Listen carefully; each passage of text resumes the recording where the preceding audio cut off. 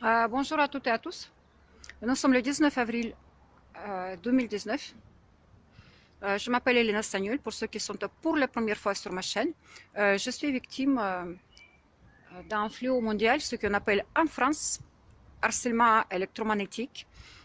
Sinon, c'est terreur psychotronique, c'est déploiement illégal des armes à énergie dirigée et protégées par l'État. J'ai remarqué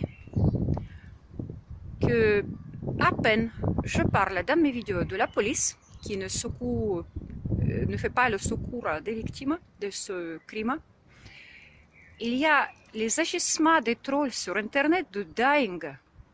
À peine je parle de la police, je répète bien, donc à peine je parle de la police qui ne veut pas, ne peut pas secourir les victimes, il y a les agissements des trolls et de fake de dingue sur internet. Donc je viens de déposer plainte et pour une énième fois je suis traitée de folle. Donc on cherche déjà à m'inculper comme quoi je demande de me aider via des comptes que j'ai publiés pour les personnes qui souhaitent m'aider financièrement. Il y a déjà une inculpation, c'est une folie. Donc ce sont les gens, des vrais psychopathes qui réagissent de la sorte. Il y a donc quelqu'un qui m'a laissé le commentaire en disant que les policiers ne peuvent rien. Mais il y a deux choses distinctes. Il y a les policiers qui ne peuvent rien pour nous, les victimes, parce que c'est l'armée, c'est les services spéciaux, donc la police, elle ne peut pas intervenir, ne peut pas, ça, je ne sais pas, on ne lui a pas donné le droit de secourir les victimes dans ce cas-là. Mais il y a deuxième cas de figure, la police participe pour insulter des folles, participe à ne pas parler aux victimes de façon normale, c'est-à-dire la police parle aux victimes comme avec les personnes moins que rien. Il y a un dénigrement total de la souffrance et autre chose. Donc, ce sont les menaces aussi de la psychiatrisation. Voilà, ce sont deux choses distinctes. Ne pas pouvoir faire et participer. Donc, dans mon cas, la plupart des policiers ont participé à cette agression dans les théâtres de rue notamment, mais aussi dans l'agression verbale. Voilà.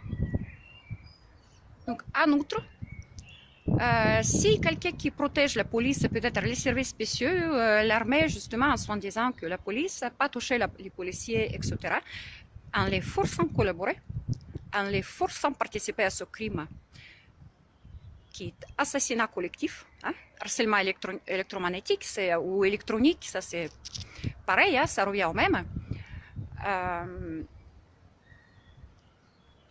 L'agression par les armes à énergie dirigée, hein, pour tout dire.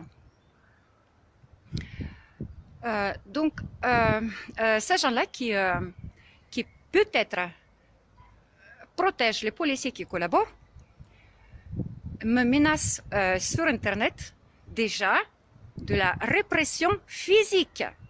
Donc, il y avait de toutes les menaces possibles, imaginables et inimaginables. Donc, la dernière en date aujourd'hui, c'est la répression physique.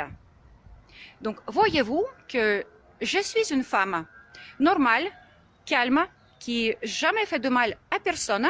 Je suis agressée par des mecs armés qui ont le pouvoir, la possibilité immense et qui me menacent.